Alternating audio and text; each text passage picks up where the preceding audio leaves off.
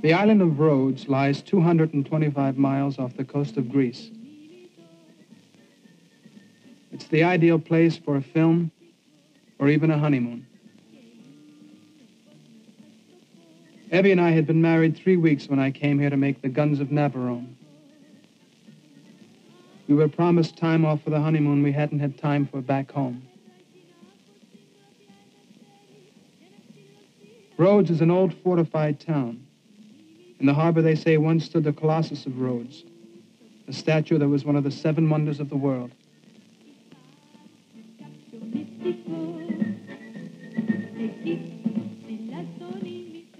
It also has a Turkish quarter. Every Friday night, the Turks are called to prayer at the mosque. Before they're allowed to enter, they have to wash their feet and leave their shoes outside.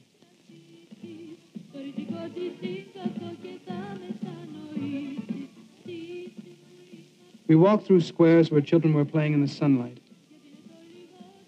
One of them had set up in business as a baker.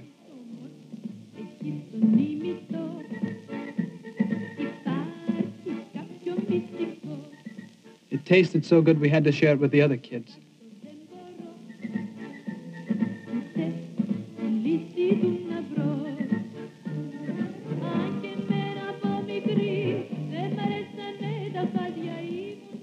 Looks as if the baker knows his job. At the other end of the island lies Lindos, with its acropolis on the hilltop looking out over the village below. It's a good place for admiring the view, picking flowers, or doing anything else that comes into your head. Below in the village, everyone had turned out to watch the unit filming. Most of them had never been inside a cinema before. We couldn't resist producer Carl Foreman's invitation to see what was going on. After all, it was a wedding. Only this one was taking place under the eyes of enemy soldiers.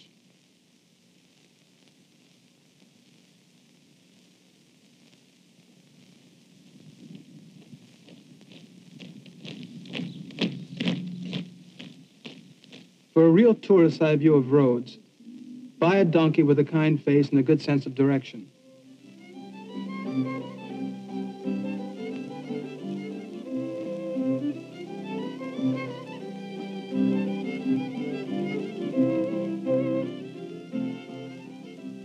They'll ask a fair price, but a few hand signals are a great help.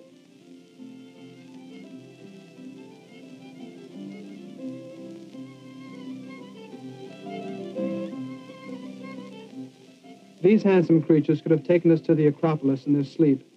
In fact, that's what it felt like.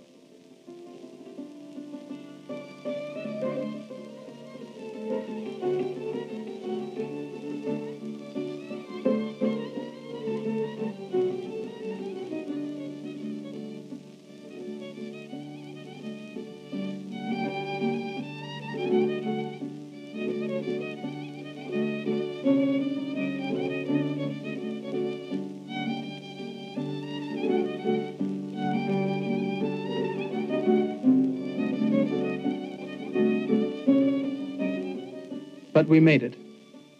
A climax to a wonderful day.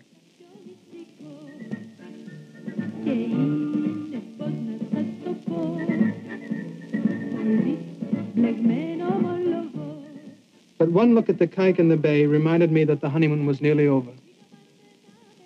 Tomorrow I'd be back on the job as one of the 6 men who invaded Navarone.